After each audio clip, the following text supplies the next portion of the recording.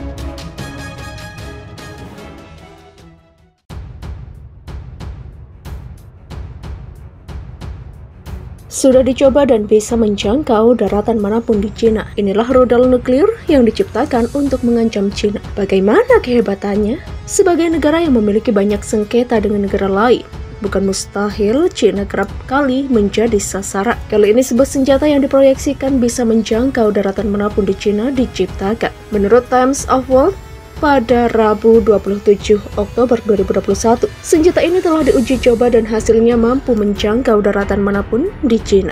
Rudal yang membawa hulu ledak nuklir ini adalah senjata terbaru milik India. Rudal tersebut yang baru saja diuji coba oleh militer Indonesia menurut laporan baru-baru ini. Dengan jangkauan 5.000 km baru saja mendarat di Laut Cina Selatan dengan akurasi sangat tinggi. Demikian kata Kementerian Pertahanan Indonesia. Menurut Times of World and World Times, uji coba penembakan yang sukses di Natuna untuk pertama kalinya merupakan sinyal sulit bagi Cina, terutama mengingat musim dingin yang akan datang di area Border Actual Control atau LAC.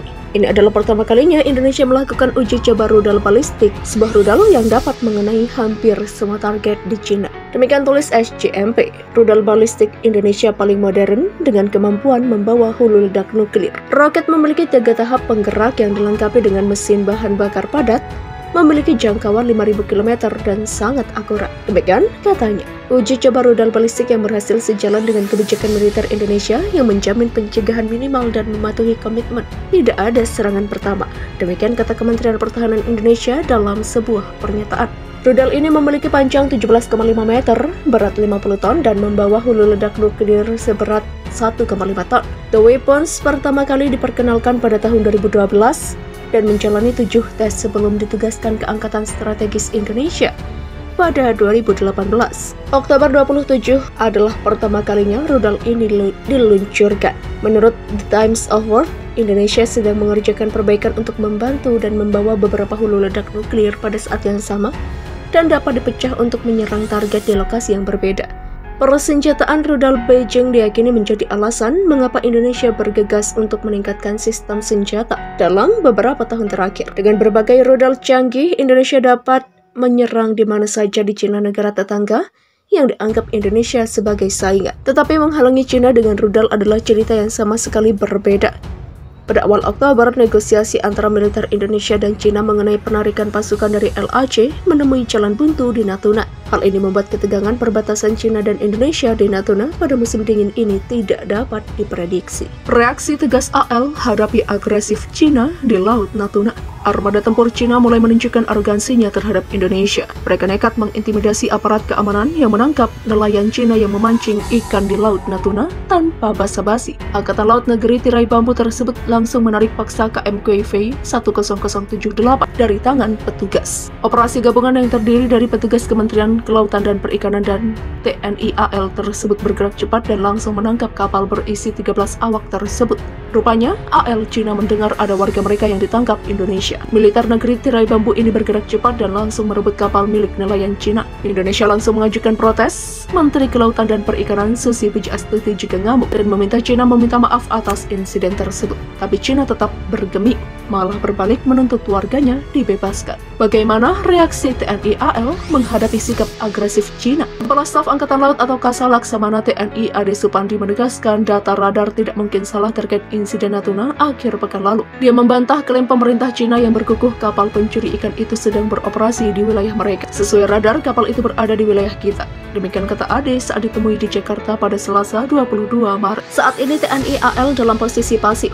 Ade menyatakan tidak akan ada penambahan armada ke pangkalan dekat Natuna kecuali diminta. Sedangkan untuk insiden kapal Coast Guard Cina menghalang-halangi penyidik Kementerian Kelautan dan Perikanan, pihak TNI AL mengatakan penyelesaiannya lebih baik melalui jalur diplomatik. Apalagi Kementerian Luar Negeri sudah mengirim nota protes sehingga hasil pembicaraan para diplomat perlu ditunggu lebih dulu. Penambahan kekuatan ke Natuna itu nantikan Panglima TNI menentukan pada asesmen kondisinya. Ini kan semacam konflik perikanan ya, jadi diselesaikan dulu dalam konteks perikanan. Demikian kata Ade.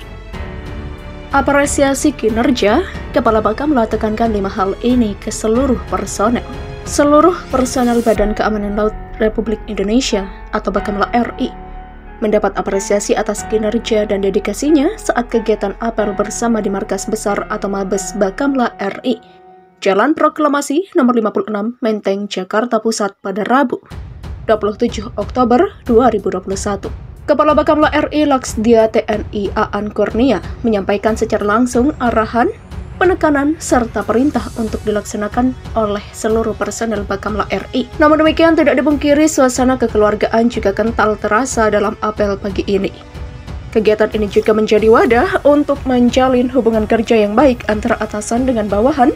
Begitu pula sebaliknya, saya menyampaikan apresiasi atas dedikasi dan semangat kerja personel yang berperan dalam membawa Bakamla RI menjadi lebih baik dari hari ke hari dan semakin dikenal oleh publik. Demikian ujarnya. Menurutnya prestasi dan pencapaian kinerja bukan semata-mata hasil orang perorangan, namun merupakan hasil kerja kita bersama. Personel Bakamla RI harus kompeten dan kolaboratif. Kompeten artinya memiliki kapasitas yang handal dalam melaksanakan tugasnya. Sedangkan kolaboratif ialah memiliki sikap kerja sama yang baik dengan semua pihak. Maka dari itu, seluruh personel Bakamla RI harus meningkatkan kompeten dan dapat bekerja secara kolaboratif. Demikian ulasnya. Dia mengatakan bagi personel Bakamla RI diberikan kesempatan untuk melaksanakan pendidikan baik di dalam maupun luar negeri. Saat ini Bakamla RI sudah banyak menerima tawaran pendidikan dari stakeholder dalam maupun luar negeri, seperti dari Australia dan Amerika Serikat. Demikian tambahnya. Pada akhir sambutannya, Laksdia TNI Aan Kurnia menyampaikan 5 penekanan antara lain: 1. Tingkatkan keimanan dan ketakwaan terhadap Tuhan Yang Maha Esa. 2. Tingkatkan kompetensi dan sikap kolaboratif diri dan satuan kerja agar mampu memberikan peran penting terhadap kinerja organisasi. 3. Laksanakan pembenahan sikap, cara kerja dan lingkungan kerja agar dapat menopang upaya untuk mewujudkan kinerja dan akuntabilitas yang ditargetkan. 4. Patuhi protokol kesehatan, jaga diri, keluarga, dan lingkungan dari resiko penyebaran dan penularan COVID-19. 5. Tingkatkan loyalitas dan profesionalisme sebagai pegawai pemerintah yang memiliki kewajiban untuk menjalankan program-program pemerintah yang telah ditetapkan. Mengakhiri apel bersama, Laksdia TNI Dr. Aan Kurnia mengajak seluruh personel Bakamla RI untuk lesehan sembari sarapan pagi bersama di lapangan apel Mabes Bakamla RI. Laut Cina Selatan kembali menegang pasca munculnya rencana pengerahan kapal induk terbaru Inggris ke Laut Cina Selatan yang diklaim Cina. Kapal perang induk dengan nama HMS Queen Elizabeth tersebut direncanakan akan menjalani misi operasional pertamanya di perairan Laut Cina Selatan. Sebelumnya, Amerika Serikat juga telah mengirimkan 2 kapal induknya, USS Nimitz dan USS Ronald Reagan, ke Laut Cina Selatan untuk menjalani latihan tempur. Tak cuma 2 kapal induk, Angkatan Laut Amerika Serikat juga mengerahkan 2 kapal penjelajah dan 2 kapal perusak dalam latihan yang digelar pada pertengahan 2020. Menanggapi hal itu, Wakil Ketua MPR RI dari fraksi Partai Demokrat, Syarif Hasan, mendorong pemerintah untuk siap siaga di perairan Natuna Utara. Pasalnya, Laut Natuna Utara berbatasan langsung dengan Laut Cina Selatan yang sedang diperseterukan Cina, Amerika Serikat, dan beberapa negara lainnya. Sudah menjadi kewajiban pemerintah untuk memastikan seluruh wilayah termasuk wilayah terluar di perairan Natuna Utara dalam kondisi aman. Demikian ungkap Syarif dalam keterangannya pada Kamis 28 Januari 2021. Anggota Komisi 1 yang membidangi luar negeri ini menyebutkan jika kondisi ini terus-menerus terjadi, maka akan ada potensi perang terbuka di Laut Cina Selatan.